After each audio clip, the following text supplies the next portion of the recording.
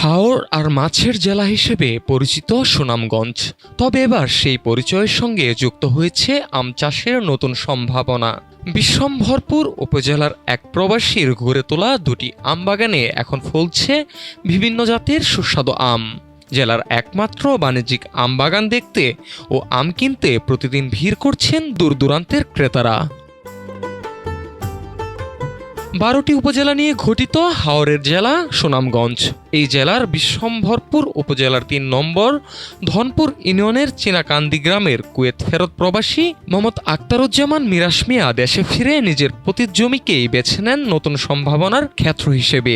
দীর্ঘ প্রবাস জীবন শেষে 2013 সালে রাজশাহীতে এক বন্ধুর বাড়িতে বেড়াতে গিয়ে বিভিন্ন জাতের আমবাগান দেখে অনুপ্রাণিত হন তিনি। এরপর রাজশাহী থেকে হিমসাগর, ল্যাংড়া, ফজলি, আম্রপালি, আশিনা ও অন্যান্য উন্নত জাতের কলম করা আমের চারা সংগ্রহ করে নিজ গ্রামের বিজিবি ক্যাম্পের সংলগ্ন 2 একর 40 শতক জমিতে 280টি চারা রোপণ করেন।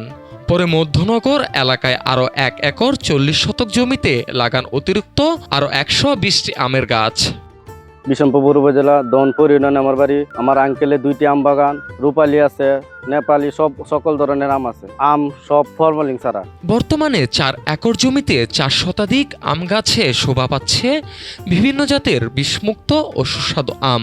গাছে গাছে ঝুলছে পাকা আমের থোকা। মৌসুমের শুরু থেকেই সিলেট বিভাগের বিভিন্ন জেলা ও উপজেলা থেকে ক্রেতারা ছুটে আসেন এই বাগানে।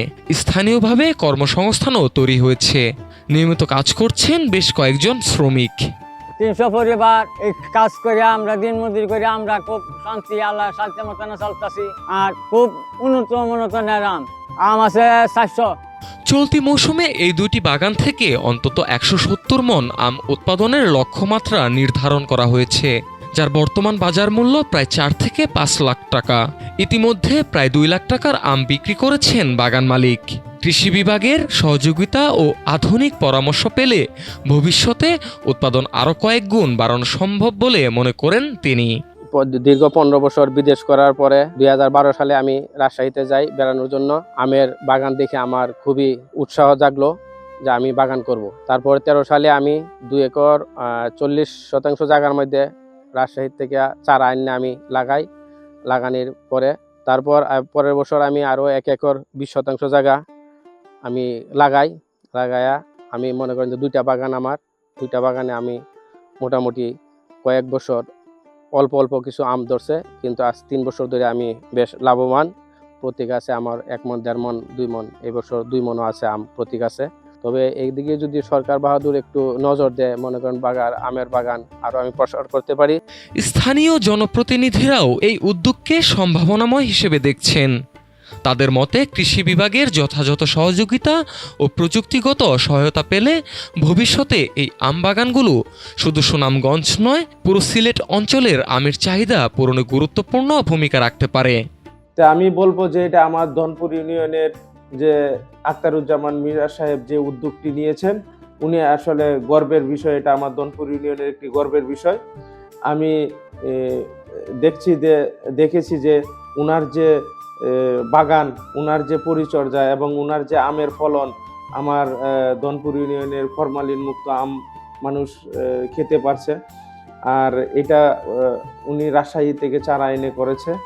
আমি বলবো যে আমাদের যে কৃষি কর্মকর্তা আছে উপজেলার এবং আমাদের ইউনু মহোদয় সকলে যদি ওনাকে সহযোগিতা করে, আশা করি আমি যে আমাদের এই ধনপুর ইউনিয়ন সহ বিশ্বম্ভরপুরের আমের চাহিদা মেটানো সম্ভব হবে। হাওরের বুক জুড়ে একসময় ছিল পতিত জমি, আজ সেখানে ফলছে সাফল্যের মিষ্টি স্বাদ। এক প্রবাসীর স্বপ্ন আর পরিশ্রম বদলে দিয়েছে জমির চেহারা, তৈরি করেছে নতুন সম্ভাবনার দিগন্ত।